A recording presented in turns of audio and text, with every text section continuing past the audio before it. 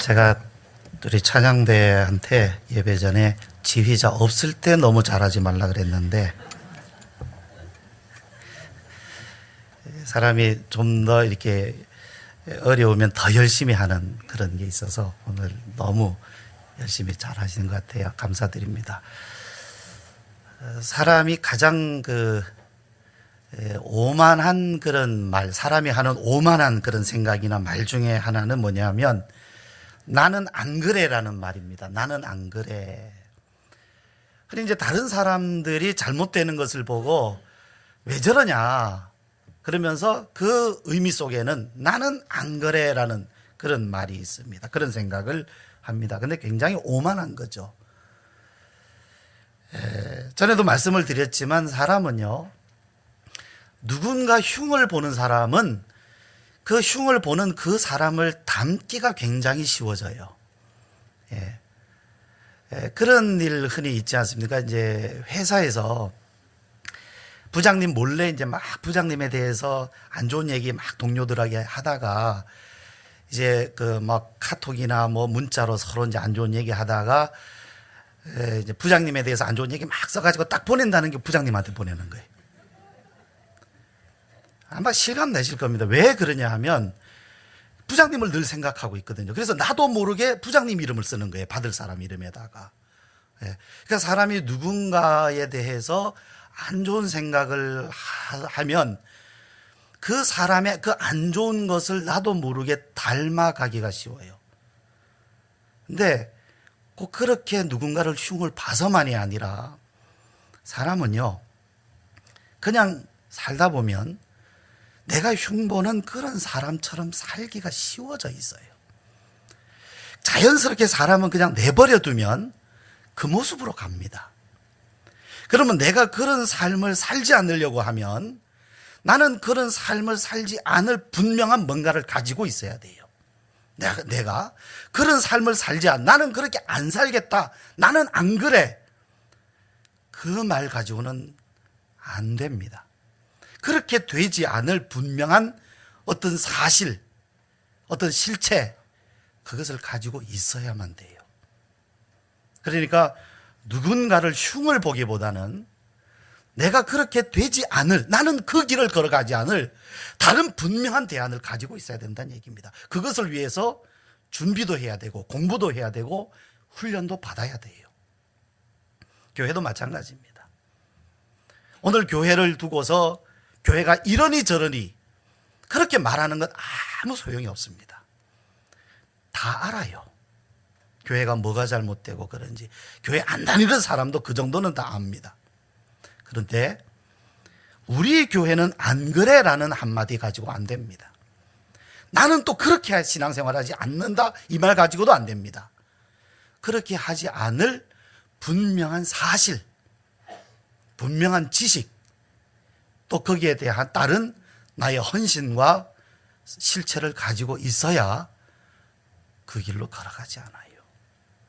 말하자면 어미개 이야기 하지 않습니까? 어미개가 새끼개를 가르치면서 너는 옆으로 걸어가지 마. 너 왜 자꾸 옆으로 걸어가느냐 하면서 자신은 자신도 모르게 옆으로 걸어간단 말이죠. 그렇게 돼서는 안 됩니다. 그러면 우리는 교회가 뭐가 진짜 교회냐라는 것부터 먼저 배워야 됩니다.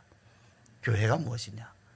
사실 교회를 우리가 섬기고 또 교회를 통하여 신앙생활하고 우리가 또 교회가 바르게 되기를 원하고 새롭게 되기를 원하면 가장 먼저 던져야 할 질문이 교회가 무엇이냐라는 질문입니다. 가장 근본적인 질문이죠. 그런데요, 이 땅 위에 세워져 있는 교회는 아직 천국이 아닙니다. 우리가 믿는 사람들이 모인 곳이 교회다 하지만 완전하지도 않고 여기가 천국도 아닙니다. 교회는 이 세상을 극복해 가야 합니다. 그러나 이 세상으로부터 많은 영향을 받을 수밖에 없어요. 솔직히 여러분이 일주일을 살면서 주일에 교회 와서 예배 드리십니다. 나머지 6일 동안 직장 다니시고 사회생활 하십니다. 가정에 계시고요. 그러면 여러분이 가장 많은 영향을 받는 장소가 어디겠습니까? 교회겠습니까? 가정입니까? 회사겠습니까? 어떤 생각을 가장 많이 하겠습니까? 어떤 데에서 가장 환경에 영향을 많이 받겠습니까? 교회도 마찬가지입니다. 이 교회를 구성하고 있는 우리들이, 여러분들이 일주일 동안 사회생활을 하고 주일에 모입니다. 물론 평일에 모이기도 하지요. 그런데 이 교회도요, 이 세상의 사회의 영향을 받지 않을 수가 없습니다. 이 사회가, 시대가 어둡고 혼란스러우면 교회도 혼란스러워합니다. 하지만 교회가 그렇다고 해서 이 세상의 풍조를 따라가기를 시작하면, 이 세상 풍조를 어쩔 수 없이 따라가기 시작하면 교회는 그냥 종교 집단으로 전락해버리고 맙니다. 그냥 종교 집단이지 교회다. 이제 교회라는 말에도 이게 양이 안 차서 우리는 진짜 교회다, 참된 교회다, 이렇게 이제 앞에다 수식어를 더 붙여야 되는데 참된 교회라고 말할 수가 없습니다. 교회는 힘들어도 이 세상을 극복해 가야 돼요. 그렇다고 해서 이 세상을 적대시하고 맞서 싸워야 된다, 그런 의미는 아닙니다. 교회가 항상 교회로서의 본질을 품고 있어야 된다는 의미입니다. 이 세상의 풍조가 아닌 하나님께서 교회를 세우신 그 교회다움, 교회로서의 본질, 교회의 기초, 교회의 뿌리를 항상 품고 있어야 됩니다. 그리고 그 본질 위에서 교회가 세워지고 우리는 교회 생활을 해야 되는 것입니다. 그러면 교회의 본질이 무엇입니까? 교회의 본질이.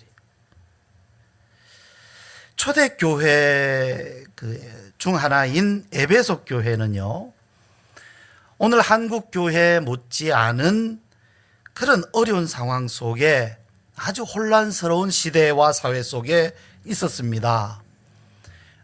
에베소 교회는 소아시아의 수도예요. 에베소는 소아시아 수도인데 번성하고 군사도 있고 문화적으로나 물질로나 풍부했습니다. 그러다 보니까 풍부한 물질로부터 오는 타락, 당연히 거기에는 윤리적 타락이 따라옵니다. 그리고 우상숭배, 성경에도 나오는 그 아데미라는 신상이 있어요. 아데미, 여신상인데 아르테미스라고 하는 그 그리스 신화에 나오는 여신인데 다산, 애기 많이 낳게 하는 다산, 그런 신상을 섬기는 우상숭배가 그냥 가득하다라고 하는 표현이 맞습니다. 그리고 거짓 선생들, 이것이 하나님 말씀인지 그리스 철학인지 궤변인지 애매모호하게 가르치는 거짓 선생들도 많았어요. 그런 가운데 교회가 있었습니다. 그러다 보니까 교회가 무엇이냐, 교회의 본질이 무엇이냐에 대한 목마름이 컸어요. 그래서 이 에베소서는 특별히 교회, 바울이 쓴 이 편지잖아요. 그 내용 중에 교회라는 주제에 이 에베소서가 많이 맞춰져 있습니다. 교회는 무엇이냐? 그 다음에 교회는 무엇을 행해야 하는가? 이 두 가지 주제가 나옵니다. 여기서 우리가 분명히 알아둬야 될 것이 있어요.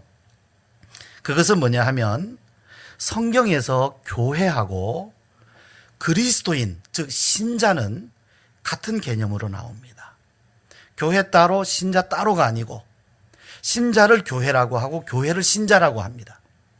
그래서 우리는 이것을 아주 단순하게 교회는 건물이나 조직이 아니라 사람입니다. 믿는 사람입니다. 신자. 이것을 우리는 분명하게 가지고 이 말씀을 읽어야 돼요. 그래서 교회는 무엇이냐? 그 질문은 신자는 어떤 사람이냐? 같은 질문입니다. 교회는 무엇을 해야 되느냐? 신자는 어떻게 살아야 되는가? 같은 의미로 성경에 나옵니다. 이 에베소서는요, 여러분도 아마 잘 아시고 계실 줄 압니다만은 1장부터 3장까지에서는 교회란 무엇인가라는 주제, 즉 교회의 본질에 대해서 말씀하고 있어요. 그리고 4장부터 6장까지는 어떻게 해야 되는가, 어떻게 살아야 되는가, 그것을 다루고 있습니다. 자, 그러면 먼저 여러분요, 교회는 여러분 무엇이라고 생각하십니까? 교회의 본질은 어디에 있다고 여러분 생각하십니까? 교회의 기초, 교회의 뿌리 말입니다. 우리가 이 시대의 교회가 이렇다 저렇다 말하기 전에 먼저 이것이 교회다라고 분명히 대답할 수 있어야 돼요. 누가 물어봐도 교회가 뭐냐라고 그랬을 때 이것이 교회입니다라고 분명한 대답을 가지고 있어야 돼요. 예. 자, 앞에 PPT를 한번 보시기 바랍니다. 자, 우리 예수 그리스도 안에 무엇을 하다 또는 하시다 이렇게 되는 4개의 단어가 여기에 있습니다. 이 4개의 단어는 에베소서 1장에서 가장 많이 나오는 단어들입니다. 예, 가장 많이 16번, 15번, 14번 이 정도 나오는, 가장 많이 반복해서 나오는, 반복했다는 얘기는 강조되어 있다는 얘기입니다. 이것이 교회의 본질을 말하고 있습니다. 이 4개의 단어가. 물론 이제 제가 조사는 뺐어요. 그러니까 주어 다음에는 뭐 우리가, 우리는 뭐 이런 조사는 들어갈 수 있는데 이 4개를 가지고 여러분 교회의 본질을 한번 말씀해 보십시오. 교회의 본질이 이 안에 들어있어요. 4개 단어 속에 들어있어요. 우리는 예수 그리스도 안에서 무엇을 하다 일 수도 있죠. 한번 넘겨주세요. 한 장 뒤로. 예, 4개의 보기를 드립니다. 자, 4개의 단어로 맞춘 거예요. 우리가 예수 그리스도 안에서 무엇을 하는 데 있다, 교회는. 두 번째, 예수 그리스도께서죠. 예수 그리스도께서 우리 안에서 무엇을 하시는 데 있다. 세 번째, 예수 그리스도 안에서,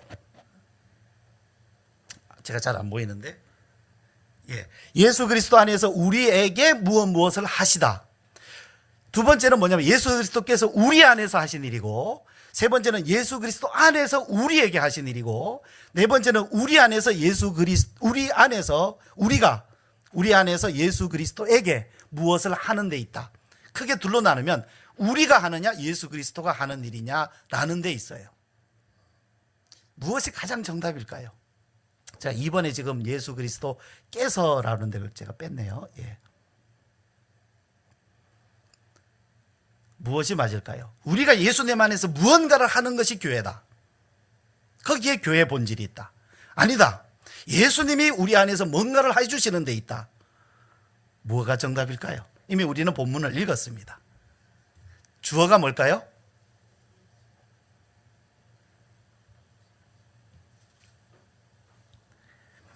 예수 그리스도가 주어 맞습니다. 예수 그리스도께서, 그 다음에 예수 그리스도 안에서입니다. 안에서. 어디 안에서라고 나누냐면 예수 그리스도 안에. 예. in Christ, 영어로 말한다면 헬라어로는 en Christos 이렇게 나옵니다. 예수 그리스도 안에서 행하신 일입니다. 이 교회는 어디 안에 있느냐? 예수 그리스도 안에. 누가? 예수님이 또는 하나님이. 누구에게? 우리에게 하신 일. 이것이 교회의 본질을 말하고 있어요. 자, 우리가 좀 더 하나씩 한번 생각을 해봅시다. 교회란 예수 그리스도 안에서 우리 안에 행하신 일, 그것을 기초로 하고 있어요. 만약 주어를 하나님으로 둔다면 하나님께서 예수 그리스도를 통하여 또는 예수 그리스도 안에서 우리에게 또는 우리를 위하여 행하신 일, 이것이 교회의 기초입니다. 자, 중요한 질문 첫 번째, 교회는 누가 세웠습니까? 교회는 누가 세웠습니까? 우리는 예수 그리스도를 교회의 머리라고 말합니다. 교회를 세우신 분은 예수 그리스도입니다. 주님은 자신의 몸과 생명을 죽음에 내어 주심으로 교회를 세우셨어요. 자신의 몸을 내어 주심으로, 자신의 몸으로. 예수님 말씀하셨잖아요. 그 헤롯 성전을 보시면서 이 성전을 헐어라. 내가 3일 만에 다시 세우리라. 이것은 친히 성전 되신 예수 그리스도 자신의 몸을 가르치시는 것이다. 이렇게 말씀하고 있습니다. 교회의 기초는 예수 그리스도입니다. 그가 자신의 몸을 내어 주심으로 이 교회를 세우셨어요. 사람이 교회를 위해서, 성도들을 위해서 자신의 목숨을 내어줄 수도 있습니다. 그러나 사람이 자기 목숨을 내던진다고 해서 교회가 세워지는 것 아닙니다. 오직 주님만이, 하나님의 아들이신 주님만이 교회를 세우실 수 있고 주님만이 교회의 머리가 되십니다. 에베소서 1장을 읽으면, 성경 어디에도 사람이 교회를 세웠다는 말 없습니다. 주님이 세우십니다. 모든 일을 다 주님이 하셨다고, 항상 주어는 주님, 그리스도, 하나님으로 나옵니다. 그런데 여러분 생각해 보십시오. 머리이신 그리스도를 대신해서 사람이 머리가 되어 있는 상태, 아니면 머리 없이 몸만 움직인다. 갑자기 끔찍하죠. 머리 없는 사람이 몸만 움직여 돌아다니면 이거 한여름에 무슨 남양 특집에서나 보던 그런 장면 아닙니까? 그런데 머리는 어디 가고 없고 몸이 교회를 세우겠다고 난리를 치고, 만약에 몸이 난리를 치고 몸이 다 해보겠다고 하면 그림을 그리면 굉장히 끔찍한 모습이 됩니다. 교회의 문제는 어디서부터 생기느냐 하면, 머리이신 주님을 사람이 대신하는 데서부터 문제가 생겨요. 사람이 교회의 머리 대신 주님을 대신해서 사람이 주인이 되고 사람이 머리가 되면 교회는 그때부터 이미 교회로서의 본질을 잃어버리는 것입니다. 그러면 교회가 본질로 돌아가려고 하면 머리이신 주님께로 돌아가야 되는 겁니다. 주님이 되셔야 돼요. 하나님이 교회의 주님, 예수 그리스도가 교회의 주님이 되셔야 됩니다. 이것이 교회가 본질로 돌아가는 길입니다. 그런데 주님은 교회를 어떻게 세우십니까? 교회는 주님께서 하신 일을 통해 세워졌고 또 세워져 가고 있습니다. 에베소서 1장을 읽어보면요, 주님께서 하신 일들이 이런 것들이다라고 가득 차 있어요. 사실은 우리가 충분한 시간을 가지고 이거 하나하나를 읽어가면서 우리가 서로 이야기를 나눠야 됩니다. 이건 정말 금보다 은보다 더 귀한 보배 같은 말씀들이 한 절 한 절 속에 들어가 있어요. 그래서 어떤 사람은요, 이 말씀을 제대로 이해를 못했기 때문에 하는 말인 줄 압니다만은 과장법이다라는 말까지 쓰는 사람이 있어요. 참 과장도 잘하십니다. 아닙니다. 하나님의 말씀에는 과장 없습니다. 우리가 이런 신앙에 못 따라간다고 해서 성경을 과장이라고 하는 이런 엉터리가 어디 있습니까? 우리는 이 말씀을 읽을 때 정말 그러한가? 아닙니다. 정말 그렇습니다. 다만 우리가 그런 신앙으로 못 나가고 있는 것이 문제입니다. 하나님은, 우주 만물을 창조하신 하나님은 능히 하실 수 있는 일입니다. 예수 그리스도를 죽음에서 부활하게 하신 하나님이 못하실 일이 무엇이 있습니까? 그런데요, 중요한 것은 지금 우리들이 이러한 신앙, 이러한 풍성함까지 아직 못 나갔다 한달지라도 이 방향으로 하나님이 일하고 계시다는 것을 우리는 분명히 알아야 돼요. 방향을 정하는 것이 굉장히 중요합니다. 말씀을 읽고도 말씀은 말씀대로 읽고 나는 나대로 가면 신앙은 자랄 수 없어요. 말씀을 읽을 때에 내가 지금 그러한 분량의 신앙을 못해도 그 방향을 분명하게 알고 한 걸음 한 걸음 사모해서 가야 되는 것입니다. 방향이 중요해요. 그러면 주님이 일하시는 것을 깨달을 수가 있습니다. 자, 이 말씀들을 보면 어느 것 하나도 사람이 스스로 할 수 있는 일이 없습니다. 하나님만이 하실 수 있어요.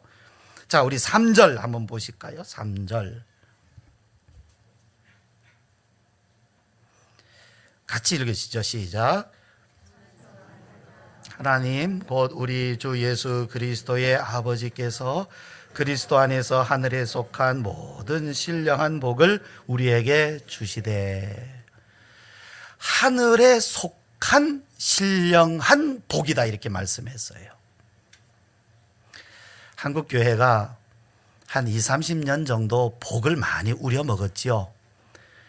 여기 먹자골목에 있는 복집을 이야기하는 것이 아닙니다. 뭐 복질이나 뭐 이런 걸 얘기하는 게 아니고 그냥 축복이다, 축복성이다, 참 복을 많이 우려 먹었어요. 그런데 그 복은 성경에도 복이라는 단어가 나옵니다. 그런데 그 복이 하늘에 속한 신령한 복을 이야기하는 것이었다면 얼마나 좋았겠어요. 근데 그게 아니었으니까 문제가 되는 겁니다. 성경에서 말씀하는 복과 다른 복을 이야기하다 보니까 이 복의 한계에 부딪히고 그 복이 진짜 복이 아니라는 것을 이제 알아가기 시작하는 겁니다. 아직도 모르는 사람들이 있고요. 하나님께서 우리에게 주시는 복은 어떤 복? 하늘에 속한 신령한 복. 이것은 누구만 주실 수 있느냐 하면 하나님만 주실 수 있어요. 부흥사가 줄 수 있는 게 아닙니다. 복 받아라! 안 돼요. 주님만이, 주님 자신을 우리에게 내어주심으로써만 우리에게 주실 수 있는, 주님만이 주실 수 있는 복인데 이 복을 우리에게 주신다라는 것입니다. 주신다. 그 다음에 또 계속해서 말씀을 보면 4절에 한 절 한 절에 이런 말씀들이 들어있어요. 또 같이 읽죠. 시작. 곧 창세전에 그리스도 안에서 우리를 택하사 우리로 사랑 안에서 그 앞에 거룩하고 흠이 없게 하시려고. 우리를 택하신 분도 하나님, 우리를 거룩하고 흠이 없게 하시는 분도 하나님. 여러분, 거룩하고 흠이 없게 되는 것이 누구의 소원입니까? 누구의 바람입니까? 누구의 뜻입니까? 하나님의 뜻 맞습니다. 이것이 사람의 뜻이, 사람도 이 뜻을 같이 품고 이 소원을 같이 품으면 그게 순종이에요. 그런데 하나님의 뜻과는 상관없는 소원 품고 살면 그게 바로 불순종이 되는 겁니다. 누가 거룩하고 흠이 없게 되기를 원합니까? 우리를 거룩하고 흠이 없게 하시려는 하나님의 뜻에 누가 소원을 가지고 누가 순종하고 있습니까? 교회가 해야 되는 일이에요. 신자들이 해야 되는 일입니다. 이 뜻을 떠나면 어디에서 하나님의 뜻이 이루어집니까? 이 하나님의 뜻을 저버리면 말이죠. 그런데 하나님은 분명히 우리에게 어떤 일을 하시느냐? 우리를 거룩하고 흠이 없게 하시는, 우리가 다소간에 부족하고 연약해도 거룩하고 흠이 없게 하시려는 주님의 뜻을 한 걸음 한 걸음 따라가면 세상 사람들로부터 손가락질 당하고 지탄받을 일은 없어요. 부족해도 말이죠. 다소 가는 도중에 실수도 있고 연약함이 있다 해도 사람들이 그걸 손가락질하지 않아요. 문제는 엉뚱한 길로 가니까, 아예 그 길로 그냥 가버리니까 손가락질, 세상으로부터 손가락질을 당하는 일을 교회가 당하게 되는 겁니다. 주님은 우리를 거룩하고 흠이 없게 하시는 분이십니다. 5절 또 우리 같이 읽죠. 시작. 그 기쁘신 뜻대로 우리를 예정하사 예수 그리스도로 말미암아 자기의 아들들이 되게 하셨으니. 누가 다 주옵니까? 지금 하나님. 이것이 교회 본질이에요. 이것을 통해서 하나님이 교회를 세우신 것입니다. 우리는 여기에 관심을 가져야 됩니다. 자, 그러면 이러한 주님은 누구를 위해서 일하십니까? 주님 자신입니까? 우리입니까? 둘 다죠. 왜? 이건 주님이 기뻐하시는 일이니까. 주님이 기뻐하시는 일이니까. 그런데 그 일은 누구에게 해주시는 일이냐면 우리에게 해주시는 거예요.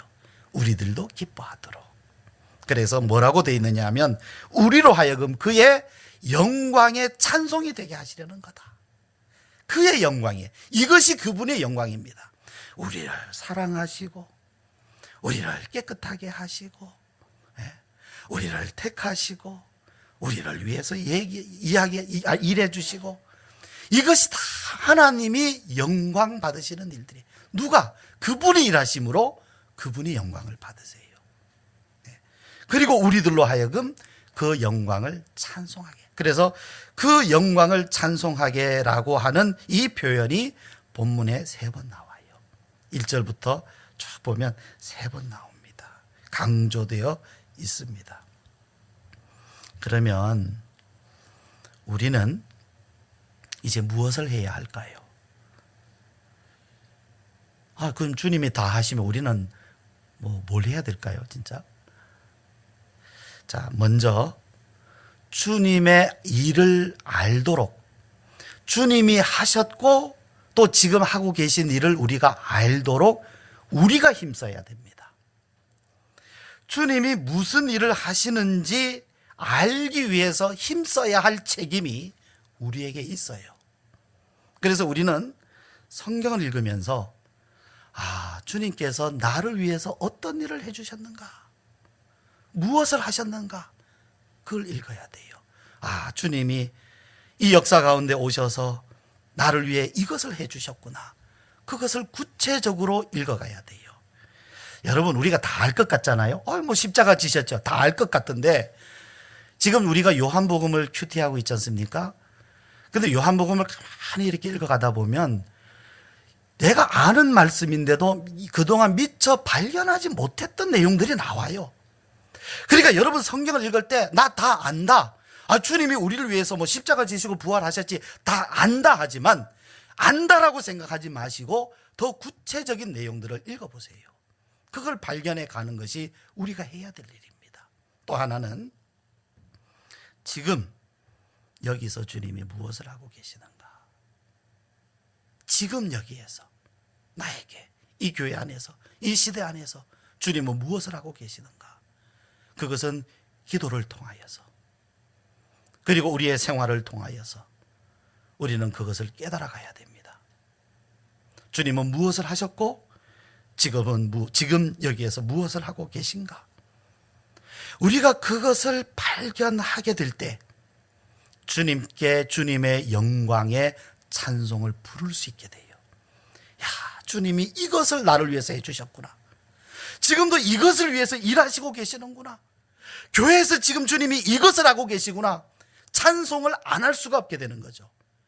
문제는 뭐냐면 그것을 모르면 무슨 찬송을 부르기가 어려워요.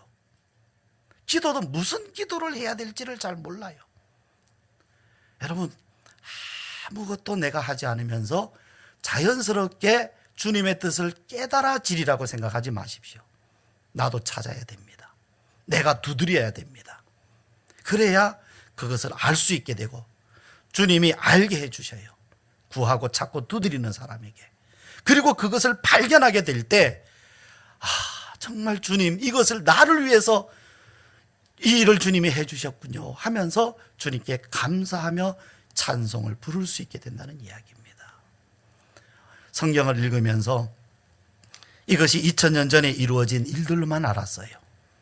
근데 성경을 읽어가는 중에 바로 그 일이 나를 위한 것이었다는 분명한 신앙, 믿음이 옵니다.